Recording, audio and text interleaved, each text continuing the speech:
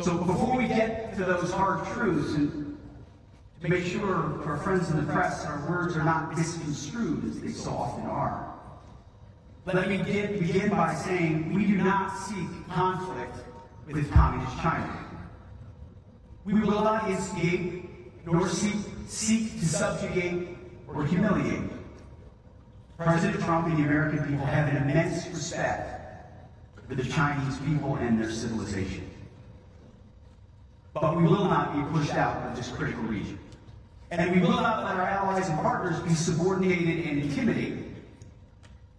China seeks to become a hegemonic power in Asia, no doubt. It hopes to dominate and control too many parts of this vibrant and vital region. Through its massive military buildup and growing willingness to use military force to achieve its goals, including gray zone tactics and hybrid warfare, China has demonstrated that it wants to fundamentally alter the region's status quo. We cannot look away, and we cannot ignore it. China's behavior toward its neighbors and the world is a wake-up call, and an urgent one. China uses its vast and sophisticated cyber capabilities to steal technology and attack critical infrastructure in your countries and in the United States as well. These actions not only compromise our countries, but endanger the lives of our citizens. In the South China Sea, China harasses its neighbors, many of which are here in the room today. China seeks to intimidate you in your own waters. We've all seen the videos and pictures of water cannons and ship-to-ship collisions and illegal boardings at sea. We're also seeing the illegal seizing and militarizing of lands in the South China Sea. These actions reveal a lack of respect for neighbors, and they challenge sovereignty, freedom of navigation, and overflight. We are watching very closely China's destabilizing actions. And any unilateral attempt to change the status quo of the South China Sea and the first island chain by force or coercion is unacceptable. Every day, you see it. China's military harasses Taiwan. These activities have been paired with China's rapid military modernization and buildup, including huge investments in nuclear weapons, hypersonics, and amphibious assault capabilities. It has to be clear to all that Beijing is credibly preparing to potentially use military force to alter the balance of power in the Indo-Pacific. We know, it's public, that Xi has ordered his military to be capable of invading Taiwan by 2027.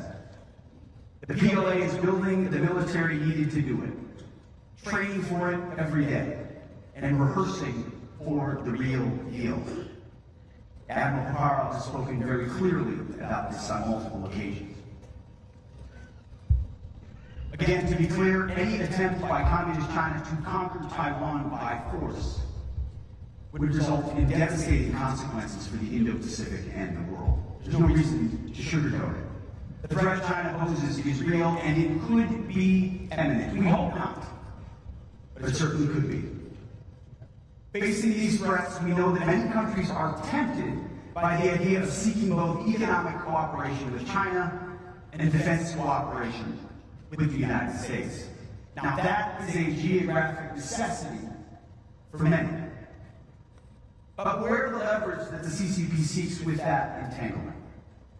Economic dependence on China only deepens their malign influence and complicates our defense decision space during times of tension.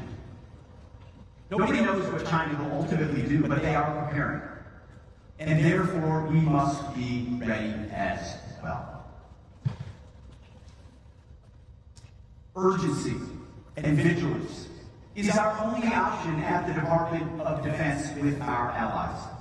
Because the United States, especially under President Trump, does not seek war. We do not seek to dominate or strangle China, to encircle or provoke. We do not seek regime change, nor will we instigate or disrespect a proud and historic culture. We will be ready, but we will not be reckless. Instead, we seek peace. But we must ensure that China cannot dominate us or our allies and partners. Maintaining the status quo requires strength. That's just a rational, common sense goal that we should all be able to live with. President Trump has also said that Communist China will not invade Taiwan on his watch. So our goal is to prevent war, to make the cost too high, and peace the only option.